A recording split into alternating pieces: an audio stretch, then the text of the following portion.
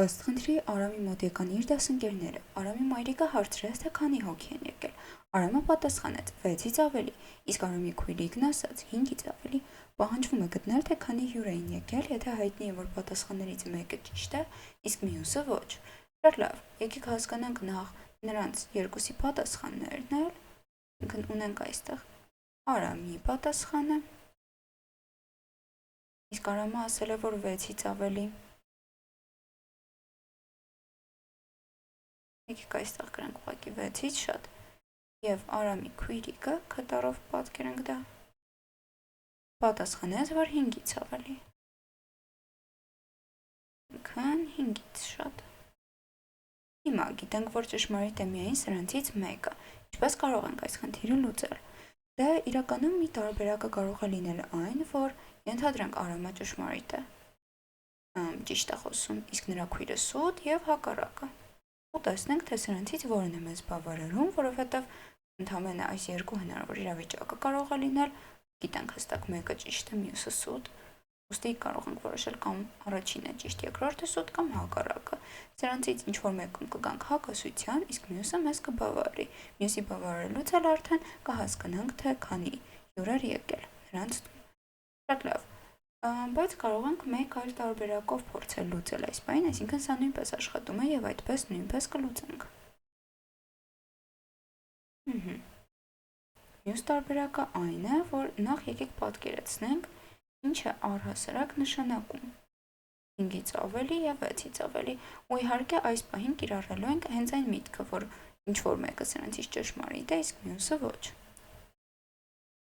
1, 2, 3, 4, 5, այստեղ ունենք 6, 7, 8, 9, 10։ Ահա, 5-ից ավելի, այսինքն 5-ը չենք վերցնում, 5-ից շատ։ Եկեք 5-ը, ահա այսպես, կանաչ օղակի մեջ վերցնենք, որպեսզի ցույց տանք, որ այն չի մտնում, և դրանից հետո ներկենք այս կտորը։ Այսինքն ամեն ինչ նրանց տուն եկած հյուրերի քանակը կարող է լինել ամեն ինչ, բացի 5-ից փոքր թվեր, այսինքն 5-ից հետո ցանկացած թիվ։ Իսկ եթե մենք 6-ից շատն ենք դիտարկում, արդեն 6-ն է պետք օղակի մեջ վերցնել և 6-ից հետո ահա այսպես ներկենք։ Ու տեսեք, եթե մեզ մոտ 6-ից շատը ճշմարիտ է, ակնհայտ է, որ 5-ից շատը նույնպես ճշմարիտ է, այսինքն եթե եկած դասընկերների քանակը 6-ից շատ է, ակնհայտ է, որ 5-ից շատ նույնպես կլինի։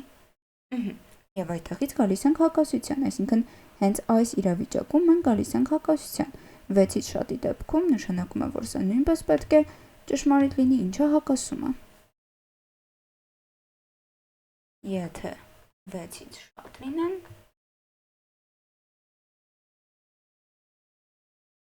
հետևում է, որ 5-ից նույնպես շատ են։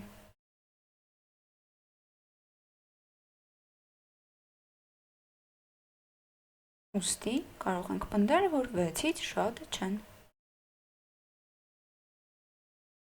Եվ դա կարող ենք ասել հետևյալ կերպ։ Տեսեք, 6-ից շատը մեզ մոտ, դա մեծ է 6-ն է, իսկ 6-ից շատ չեն, դա 6-ից փոքրը չէ, 6-ից փոքր կամ հավասարն է։ Եվ միաժամանակ, ունեցանք, որ մեզ այս իրավիճակն է բավարարում, փոքր կամ հավասարը 6-ից հյուրերի քանակը, և դա մեծ է 5-ից։ Եվ ևս մեկ անգամ գծենք մեր այս թվերը, թվային ուղիղը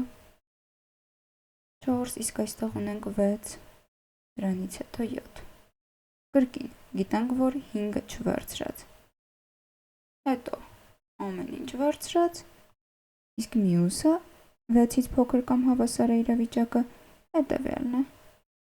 6-ը նույնպես վերցնում ենք ու 6-ից փոքր ամեն ինչ։ Ու փորձում ենք տեսնել, թե այս քանակները որտեղ են իրար հետ հատվում։ Դա տեսեք, 5-ից մեծը դա 6, 7, 8, 9 և այլն, իսկ 6-ից փոքր կամ հավասարը դա 4, 5, 6, այստեղ առաջ գնալ չեն կարող, ուստի հակառակ։ Ահա այսպես կարող է նվազել։ Ու այս երկուսը հատվում են միայն 6-ում։ Ուստի եկել էր 6 դասընկեր։